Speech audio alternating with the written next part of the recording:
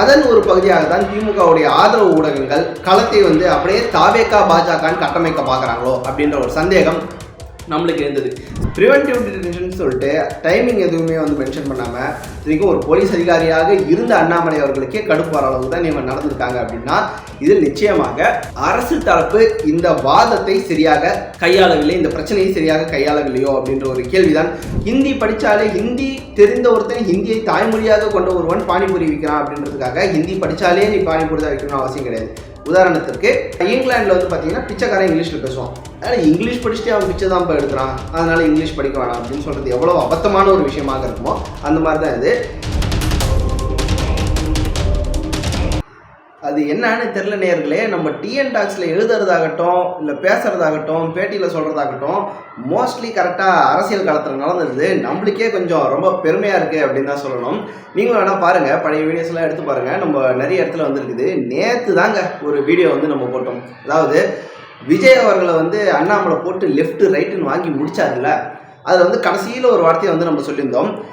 விஜய் அண்ணாமலை அப்படின்னு களம் மாற நினைக்கிறதோ, இல்லை இந்த பத்திரிகையாளர்கள் திமுக விசஸ் அண்ணாமலை, திமுக விசஸ் பாஜக, அண்ணாமலை விசஸ் ஸ்டாலின், அண்ணாமலை விசஸ் உதயநிதி இப்படின்னு எல்லாம் இருக்கிறத அண்ணாமலை விசஸ் தாவேகா, பாஜக விசஸ் விஜய் அப்படின்ற மாதிரி களத்தை கொண்டு போக பார்க்குறாங்களா அப்படின்னு ஒரு கேள்வி எடுத்திருந்தோம்.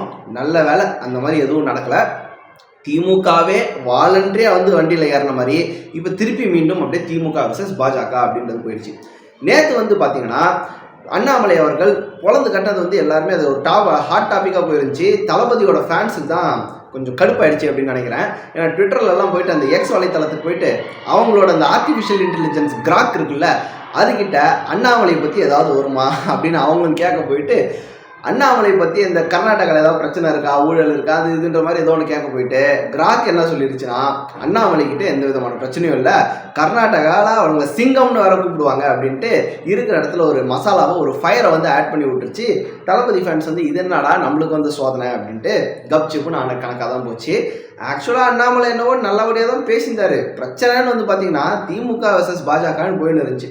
அங்கே அண்ணாமலை நம்ம ஏற்கனவே எழுப்பின ஒரு கேள்வி தான். டாஸ்மாக் அப்படின்ற ஒரு விஷயத்தை இப்போ அண்ணாமலை கையில் எடுத்திருக்காரு. நாளை பின்ன அது பெரிய அளவில் அது போகலாம். நாளைக்கு ஒரு மின்சார வாரிய அலுவலகம் முன்னாடி நாங்கள் போராட்டம் பண்ணுறோம், ஏன்னா இவங்க தான் சொல்லியிருக்காங்களே மாதம் நாங்கள் மின் கட்டணம் எடுக்க போகிறோம் அப்படின்ற அந்த வாக்குறுதி நிறைவேற்றலப்பா, நான் போய் போராட்டம் பண்ணுறேன் அப்படின்னு போகலாம். நெக்ஸ்ட்டு ரேஷன் கடையில் போன வாட்டி பட்ஜெட் போட்ட போதெல்லாம் நாங்கள் அப்படி பண்ணிடுவோம் இப்படி பண்ணிடுவோம்னு சொல்லிட்டு பொங்கல்னு வந்த உடனே மனம் இருக்கிறது 1000 ரூபாய் கொடுக்கறதுக்கு, ஆனால் கையில் நிதி இல்லை அப்படின்ட்டு கை விரிச்சாரு நம்மளுடைய அப்பாவான முதல்வர் அவர்கள். ஸோ அந்த மாதிரி ரேஷன் கடையில் கொடுத்த வாக்குறுதியை காப்பாற்றலை அப்படின்ட்டு ரேஷன் கடையில் ஒரு போராட்டம் பண்ணலாம்.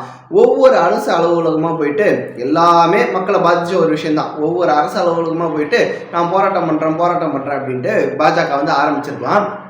இது நிச்சயமாக யாருக்கு ஒரு நெருக்கடியாக இருக்க போகுதுன்னு பார்த்தா ஆப்வியஸாக திமுகவுக்கு மட்டும்தான். இப்படியே அண்ணாமலையை வளர்த்து விட்டுனே இருந்தால் அது நம்மளுக்கே ரொம்ப டேஞ்சர் ஆகிடுமே. ஏன்னா ஆல்ரெடி நம்ம பார்க்குறோம் பயங்கரமான ஒரு ஆன்டி இன்குமென்சி இருக்குது. மக்களிடம் போய் பாஜக நின்றால் மட்டும்தான் அந்த ஆன்டி இன்குமென்சியை ஒரு என்கேஷ் பண்ண முடியும் அப்படின்றது நிலை. ஸோ அதை பாஜக செய்ய தொடங்கிவிட்டதா அப்படின்ற கேள்வியில் பாஜகவை மொழியிலேயே கிள்ளியெறிய வேண்டும், அதாவது ஸ்டார்டிங்லேயே ஸ்டாப் பண்ணணும் அப்படின்ற நோக்கத்தில் திமுக செயல்பட்டதாக நம்மால் புரிந்து கொள்ள முடிகிறது. அதன் ஒரு பகுதியாக தான் திமுகவுடைய ஆதரவு ஊடகங்கள் களத்தை அப்படியே தாவேகா பாஜகன்னு கட்டமைக்க பார்க்குறாங்களோ அப்படின்ற ஒரு சந்தேகம் நம்மளுக்கு இருந்தது. சரி, அண்ணாமலை எடுத்து போட்டு பொழந்து அடிச்சிட்டாருன்னு வச்சுக்கோங்க, அது ஒரு கட்டமாக இருக்கட்டும். அதுவே பார்த்தீங்கன்னா விஜய் ஃபேன்ஸ் எல்லாம் பாஜகவை கொஞ்சம் கடிச்சு கொதற ஆரம்பிச்சிருப்பாங்க. பாஜகவுடைய அண்ணாமலையுடைய ரசிகர்களும் இந்த பக்கம் கடிச்சு கொதற ஆரம்பிச்சிருப்பாங்க. அதுவே ஒரு ட்விட்டர் சண்டையாக போயிருந்திருக்கும். ஆனால் திமுகவின் அமைச்சர்கள் நேரடியாக களம் இறங்கியிருக்காரு. ஏன்னா அண்ணாமலை அவர்கள் நேரடியாக ஸ்டாலின் அப்புறம் ஒவ்வொரு திமுக அமைச்சரின் பெயரையும் சொல்லி ஒரு ஊழல் குற்றச்சாட்டு சுமத்துறாரு அப்படின்னு பார்க்கும்போது இவர்களாலும் அமைதியாக உட்கார முடியாது. நம்மளும் ஒரு ரிபட்டல் கொடுக்கணும் அப்படின்றது களத்தில் இறங்குறாங்க. பட் இதுக்கு தாண்டா நான் வெயிட் பண்ணியிருந்தேன், இந்த மாதிரி ஒரு சான்ஸ் தாண்டா எனக்கு வேணும் அப்படின்ட்டு அண்ணாமலையும் காத்திருந்தது போல எக்ஸ் வலைத்தளத்தில் ஒரு சிறப்பான தரமான சம்பவத்தை பண்ணியிருக்கிறாரு. அதை பற்றி தான் ஒன்றா பார்க்குறோம். ஃபஸ்ட்டு முதலில் வரக்கூடிய நபர் அப்படின்னு பார்த்தீங்கன்னா அறநிலையத்துறை அமைச்சர் சேகர் பாபு அவர்கள். அவர் ஒரு இது சொல்லியிருந்தாரு, நம்ம நியூஸில் பார்த்தோம். ஷாக்கிங்காக இருந்துச்சு எனக்கு. ஒரு நாட்டுக்காக போராடக்கூடிய அண்ணாமலை, நாட்டுக்காக போராடுவதாக கூறக்கூடிய அண்ணாமலை அவர்கள் ஒரு 5 மணி நேரம் காவல் இருக்க முடியாதா அப்படின்னு கேட்குறாங்க. நம்மளுக்கே கொஞ்சம் ஷாக்கிங்காக தான் இருந்துச்சு. எல்லாரும் தான் இந்த வீடியோ பார்க்குற நீங்களாகட்டும், நான் ஆகட்டும், இந்த எடிட் பண்ணுற டீம் ஆகட்டும், எல்லாருமே வந்து நாட்டுக்காக தான் ஏதோ ஒன்று பண்ணுறாங்க. யாரும் நாடு நாசமாக போகணும் அப்படின்றதுக்காகலாம் பண்ணுறதில்ல. இதில் பாஜக தான் கொஞ்சம் ஸ்பெஷலிஸ்ட். எது எடுத்தாலுமே வந்து எல்லையில் இராணுவ வீரர்கள் அப்படின்னாலாம் சொல்லுவாங்க. அந்த மாதிரி ஒவ்வொருத்தரும் இந்த வீடியோ போடுறது கூட வீடியோ பார்க்குற யாருக்காவது வந்து அரசியல் ரீதியாக ஏதாவது ஒரு கேள்வி எழுந்து அதனால ஒரு மாற்றம் வந்துடாதா, அந்த மாதிரி ஒரு சின்ன சின்ன விஷயத்துக்காக தான் வச்சுக்கோங்க. நாட்டின் நல்லதுக்காக தான் எல்லாருமே வந்து பண்ணுறோம். ஆனால் நாடுக்காக நான் போராடுறேன் அப்படின்றத 5 மணி நேரம் காவலில் இருந்து தான் நிரூபிக்க வேண்டுமா என்ன? இதில் ஒரு லாஜிக் இருக்கா அப்படின்றது வந்து புரியல. திமுக எதிர்கட்சியாக இருக்கும்போது நடத்திய போராட்டங்கள் எண்ணிக்கையெல்லாம் நம்மளுக்கு எண்ண முடியாது, அந்த அளவுக்கு போயிடுச்சு. ஆனால் இப்போ இருக்கக்கூடிய ஜனநாயகபூர்வமான அந்த சோகால்டு ஆட்சியில் வந்து பாசிசமா பாயாசமா அப்படின்னு விஜய் அவர்கள் கிண்டல் பண்ணுற அளவில் இருக்கக்கூடிய இந்த ஆட்சியில் வந்து எதற்கெடுத்தாலும் போராட்டம் பண்ணுற திமுக எதிர்கட்சியாக இருக்கும்போது போராட்டம் தாராளமாக பண்ணலாம், ஆளும் கட்சியாக இருக்கும்போது போராட்டம் நடக்கக்கூடாது அப்படின்னு நினைக்கிறாங்களா என்ன அப்படின்றது தெரியல. அதற்கு முட்டுக்கட்டை போட்டிருக்கிறாங்க. ஏன்னு ப்ரிவென்டிவ் டிடென்ஷனில் வச்சிங்க அப்படின்றது தான் அண்ணாமலை அவர்களுடைய கேள்வியாக இருக்கிறது. அந்த வீடியோஸ் எல்லாம் கூட நம்ம சமூக வலைத்தளங்களில் வந்து வீடியோ வந்து பார்த்தோம். சில ஃப்ளைட்டெல்லாம் நான் மிஸ் பண்ணிட்டேன், நீங்கள் இப்படி பண்ணுறதால என்னுடைய பொறுமையை ரொம்ப சோதிக்கிறீங்க அப்படின்னு தான் அண்ணாமலை அவர்கள் கேட்டிருக்காரு.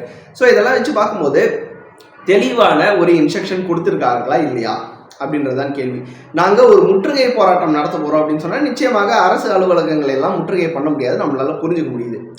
அதற்கு பதிலாக நாங்கள் இந்த இடத்துல ஒரு இடத்த ஒதுக்குறோம், அங்கே போராட்டம் பண்ணுங்க, இல்லை போராட்டம் பண்ணுறதுக்குனே ஒரு இடத்த வந்து நம்ம நேர்ந்து விட்டுருக்கோம்ல வள்ளுவர் கோட்டம், அங்கே நாங்கள் இடத்த வந்து கொடுக்குறோம், நீங்கள் போராட்டம் பண்ணுங்கன்னு சொல்லியிருந்தா பாஜக ஒரு பேக் ஃபுட்டில் ஆட வேண்டிய நிலைமை வந்திருக்கும். ஆனால் ப்ரிவென்டிவ் டிடென்ஷன் சொல்லிட்டு டைமிங் எதுவுமே வந்து மென்ஷன் பண்ணாமல் இன்றைக்கும் ஒரு போலீஸ் அதிகாரியாக இருந்த அண்ணாமலை அவர்களுக்கே கடுப்பு வர அளவுக்கு தான் இவங்க நடந்திருக்காங்க அப்படின்னா இதில் நிச்சயமாக அரசு தரப்பு இந்த வாதத்தை சரியாக கையாளவில்லை, இந்த பிரச்சனையை சரியாக கையாளவில்லையோ அப்படின்ற ஒரு கேள்விதான் நம்மளுக்குள்ளே எழுகிறது. அதனால் நம்மளுடைய பார்வை என்னன்னு வந்து பார்த்தீங்கன்னா, நாட்டுக்காக வேலை செய்கிறதா சொல்லக்கூடிய அண்ணாமலை அவர்கள் கொஞ்சம் எக்ஸ்ட்ராவாக காவலில் இருந்தால் என்ன பிரச்சனை அப்படின்னு அமைச்சர் அவர்கள் கேட்டது வந்து ஒரு லாஜிக்லெஸ்ஸான வாதமாக தான் நம்மளுக்கு தோணுது. உங்களுக்கு என்ன தோணுது அப்படின்றதே சொல்லுங்கள். அடுத்ததாக வந்து பார்க்கும்போது நம்மளுடைய சட்டத்துறை அமைச்சர் ரகுபதி அவர்கள் இன்னும் சூப்பராக ஒரு வார்த்தையை வந்து சொல்லியிருக்காரு. என்ன அப்படின்னு வந்து பார்த்தீங்கன்னா, நிதியை கேட்பதற்காக பாஜக எங்களுடன் சேர்ந்து போராட்டத்தை, அது அண்ணாமலை எங்களுடன் போராடுவதற்கு தயாரா அப்படின்ட்டு நம்ம சொல்லி உண்மையிலே சலிச்சு போயிட்டோங்க. அண்ணாமலை எதற்காக போராடணும் அப்படின்றது தெரியல. 234 எம்எல்ஏ இருக்கிறாங்க, அதில் 4 பேர் பாஜக, அவங்கள விட்டுருங்க. பாஜக தான் தமிழின துரோகி ஆச்சுல்ல. திமுக நம்பாமல் ஒரு 4 சீட்டில் பாஜகவுக்கு ஓட்டு போட்டாங்க, அவங்கள வந்து விட்டுருங்க. மற்றபடி அதிமுக எம்எல்ஏக்கு யாருக்கும் அரசாங்கத்தில் இடம் கொடுக்கல. திமுக தான் ஆட்சி அமைக்கணும் அப்படின்ட்டு மக்கள் வந்து கொடுத்துட்டாங்க. போன வாட்டியாவது பாராளுமன்றத்தில் ஒரு சீட்டில் அதிமுக ஜெயிச்சிச்சு, இந்த வாட்டி அதுவும் கிடையாது. 40 நீங்களே வச்சுக்கோங்கப்பா அப்படின்னு கொடுத்தாச்சு. ஊரக உள்ளாட்சி, நகர்ப்புற உள்ளாட்சி, மேயரு எல்லாத்தையும் திமுக கொடுத்தாச்சு. தொடர்ச்சியாக ஒரு 10 எலெக்ஷன்லையோ 15 எலெக்ஷன்லையோ ஸ்டாலின் வெற்றி பெற்றாரு அப்படின்னு சொல்லியாச்சு. இதெல்லாம் பண்ணி முடிச்சதுக்கப்புறமும் அண்ணாமலை தான் வந்து நிதியை வந்து உங்களுக்கு வாங்கி கொடுக்கணும் அப்படின்னா உண்மையிலே திமுக ஒரு பல் பிடுங்கப்பட்ட பாம்பாக இருக்கிறதா அப்படின்ற சந்தேகம் தான் வருது. அப்படிதான் பாஜக எல்லாரையும் கண்ட்ரோல் பண்ணால் பேசாமல் பாஜகவுக்கு இங்கே ஓட்டு போட்டலாமா, இங்கே பாஜக ஆட்சி வந்தாவது நிதி ஒழுங்காக வருமா அப்படின்றது தான் நம்மளுக்கு டவுட்டாக வருது. இன்னமும் இந்த நிதி அப்படின்றது வந்து எத்தனை நாள் சொல்லி கொண்டு இருக்க போகிறீர்கள் அப்படின்றது வந்து நம்மளுக்கு தெரியல. இன்னொரு விஷயம், நிதி வரல அப்படின்னா என்ன நிதி வரல, எப்போ இருந்து வரல, எவ்வளோ நிதி வரல, இதை வந்து தெளிவாக சொல்லணும். அதாவது இப்போ ஜிஎஸ்டிப்பா இந்த மாதத்துலேருந்து இந்த மாதம் வரைக்கும் இத்தனை 1000 கோடி எங்களுக்கு நிலுவைத் தொகை இருக்குது, இது வந்து இவ்வளோ நாள் டிலேவாக வந்திருக்குது, இதனால நாங்கள் பெனால்ட்டி போட்டு வட்டி போட்டு இவ்வளோ அமௌண்ட்டுன்னு சொல்கிறோம். அப்படியாவது சொல்லணும். இல்லையா இந்த திட்டம் நாங்கள் இம்ப்ளிமெண்ட் பண்ணியிருக்கோம், இம்ப்ளிமெண்ட் பண்ணாத திட்டம்லாம் இல்லைங்க, இந்த திட்டம் நாங்கள் இம்ப்ளிமெண்ட் பண்ணியிருக்கிறோம், இதுக்கு இவ்வளோ காசு வர வேண்டியிருக்கு, வராமல் போச்சு, இந்த திட்டம் அனௌன்ஸ் பண்ணிங்க இன்னும் காசு கொடுக்கல, இந்த மாதிரி ஒரு லிஸ்ட் போட்டு அண்ணாமலை கிட்ட கொடுத்துட்டா அட்லீஸ்ட் அதுக்கப்புறமாவது அண்ணாமலை கிட்ட ஒரு ப்ரெஷர் கொடுத்தா பரவாயில்ல. வர வேண்டிய நிதினா என்ன நிதின்றது நம்மளுக்கு முடியல. இதெல்லாம் ஒரு பக்கம் போயினுக்க அண்ணாமலை அவர்கள் ஒரு ரிப்போர்ட்டர் வந்து கொடுத்துருக்காரு, இதுக்கு தான் காத்திருந்தார் போல. நம்மளுடைய அமைச்சர் அன்பரசன் அவர்கள், அதாவது வாழ்த்துக்கள் அப்படின்றத கூட ஸ்பெல்லிங் மிஸ்டேக்கோட எழுதிய அமைச்சர் அவர்கள் வந்து பழைய வீடியோ ஒன்று பேசியிருக்காரு, அதே அண்ணாமலை எடுத்து போட்டிருக்காரு. அதாவது நார்த் இந்தியன்ஸ் வந்து ஹிந்தி கற்றுக்க கொண்டிருக்கிற நார்த் இந்தியன்ஸ் வந்து இங்கே வந்து பானிபூரி விற்கிறாங்க, கன்ஸ்ட்ரக்ஷன் ஒர்க்குக்கு போகிறாங்க, கார்பெண்டராக இருக்காங்க, அந்த மாதிரி நம்மளும் ஹிந்தி கற்றுக்குன்னா அங்கே அப்படி தான் போகணும் அப்படின்ற ரீதியில் சில கருத்துக்கள் வந்து பேசியிருக்காங்க. பாண்டே அவர்கள் கொடுக்கக்கூடிய ஒரு உதாரணம் தான் பேசணும். ஹிந்தி கற்றுக்கினாலே பானிபூரி தான் விற்கணும்னு கிடையாது. ஹிந்தி வந்து ஒரு இம்பார்ட்டண்ட்டான மீடியம் ஆஃப் கம்யூனிகேஷனாக இருக்குது, தவிர்க்க முடியாத மீடியம் ஆஃப் கம்யூனிகேஷனாக இருக்குதுன்றது உண்மை. ஹிந்தி படித்தாலே ஹிந்தி தெரிந்த ஒருத்தன் ஹிந்தியை தாய்மொழியாக கொண்ட ஒருவன் பானிபூரி விற்கிறான் அப்படின்றதுக்காக ஹிந்தி படித்தாலே நீ பானிபூரி தான் விற்கணும்னு அவசியம் கிடையாது. உதாரணத்திற்கு இங்கிலாண்டில் வந்து பார்த்தீங்கன்னா பிச்சைக்காரன் இங்கிலீஷில் பேசுவான். அதனால் இங்கிலீஷ் படிச்சுட்டே அவன் பிச்சை தான் இப்போ எடுக்கிறான், அதனால் இங்கிலீஷ் படிக்க வேணாம் அப்படின்னு சொல்கிறது எவ்வளோ அபத்தமான ஒரு விஷயமாக இருக்குமோ அந்த மாதிரி தான் இது. இங்கே ஏன் ஹிந்தி கற்றுக்கணும் அப்படின்னு நார்த் இந்தியாவுக்கு போனால் உனக்கு யூஸ் ஆகும்னு சொல்கிறதுக்கான காரணம் என்னன்னு வந்து பார்த்தீங்கன்னா, தமிழகத்தில் முதலாளிகள் உருவாவது குறைந்து கொண்டிருக்கிறார்கள், வட இந்தியாவில் முதலாளிகள் அதிகமாக உயர்ந்து கொண்டிருக்கிறார்களோ அப்படின்ற ஒரு எண்ணம் நமக்கு எழாமல் இல்லை. காரணம், வட இந்திய முதலாளிகளாக இருக்கும்போது அவர்கள் தென்னிந்தியர்களை ஹயர் பண்ணும்போதும் உனக்கு ஹிந்தி தெரியுமா அப்படின்றது ஒரு கிரைட்டீரியாவாக இருப்பதாக இந்த ஃபீல்டில் வந்து ஒரு குளோபலைஸ்டு சிட்டிசனாக இருக்கக்கூடிய நம்மளுக்கு வந்து ஒரு டவுட் வருகிறது. அந்த அக்கறையில் தான் ஹிந்தியை பற்றி சொல்கிறாங்களே தவிர ஹிந்தி படித்தாலே பானிபூரி தான் வைக்கணும் அப்படின்றதுலாம் அர்த்தம் கிடையாது. இது வந்து இந்த மொழி போர் அப்படின்றது நிறுத்தப்படக்கூடிய ஒன்றாக நம்மளுக்கு வந்து தோணலை. இவங்க இதே தான் சொல்லிப்பாங்க, இவங்களும் இதே தான் சொல்லிப்பாங்க. நம்ம பாட்டுக்கு உஷாராக நம்மளுக்கு என்னென்ன தேவையோ அதை படிச்சுட்டு போகிறது தான் சாலைச்சிறந்த ஒன்று அப்படின்னு நான் வந்து நினைக்கிறேன். பட் ஓவராலாக இந்த வீடியோவில் வந்து சொல்லணும்னு வந்து பார்த்திங்கன்னா, விஜய் விசஸ் அண்ணாமலைன்னு மாற வேண்டிய ஒரு விஷயத்தை திமுக விசஸ் அண்ணாமலைன்ட்டு மீண்டும் கொண்டு வந்த பெருமை திமுகவுக்கே சேரும். அதை அண்ணாமலை எந்த அளவுக்கு தக்க வைக்கப் போகிறார் அப்படின்றது தான் இனி வரும் அரசியல் காலங்கள் தீர்மானிக்கும் அப்படின்றத பார்க்குறோம். உங்களுக்கு ஏதாவது கமெண்ட் இருந்தால், அதாவது அண்ணாமலை கரெக்டான பாதையில் தான் போகிறாரா இல்லை திமுக அண்ணாமலை கரெக்டாக தான் ஹேண்டில் பண்ணுறாங்களா அப்படின்ற உங்களுடைய கருத்துக்களை கமெண்ட் பாக்ஸில் மென்ஷன் பண்ணுங்கள்.